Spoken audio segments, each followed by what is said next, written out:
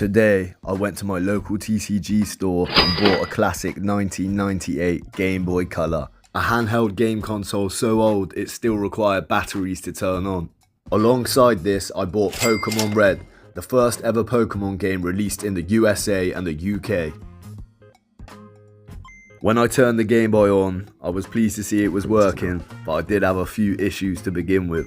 This wasn't uncommon in the late 90s, so I persevered, took the cartridge in and out a few times. Eventually we see Nintendo load, but we were met with this error. Well, that's not right. This process alone gave me major nostalgia. I gave the cartridge and the Game Boy a quick blow of air to make sure there was no dust or dirt inside. The Game Boy powered up without fault. In the early days of Nintendo, all games saved straight to the cartridge rather than the console itself. I was excited to see that the previous owner of this Pokémon Red did have a save on the cartridge.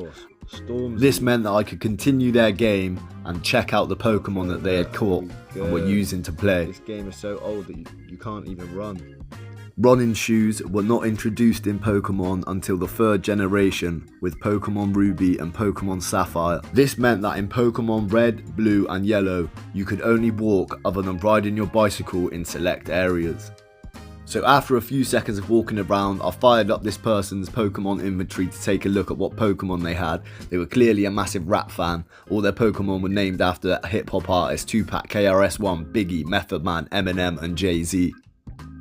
The game's so old you can only tell when you go on and look at each individual one. Okay, that looks like a Charmeleon, level 31 Charmeleon 2-pack. KRS-One is... he's a level 9 Pidgeot. This person definitely liked rappers. We got a level 6 Spearow for Biggie. Biggie Smalls. Biggie. Method Man. We got a level 7 Zubat for Method Man.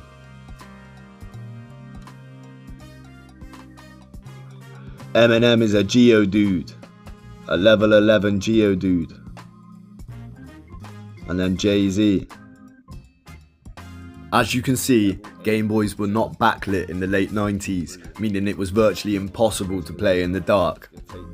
I did my very best to make sure that this was easily visible to you as the audience. I tried my very best. So let me know in the comments if you think I did a good job, or if any of you have any tips to make this a little better.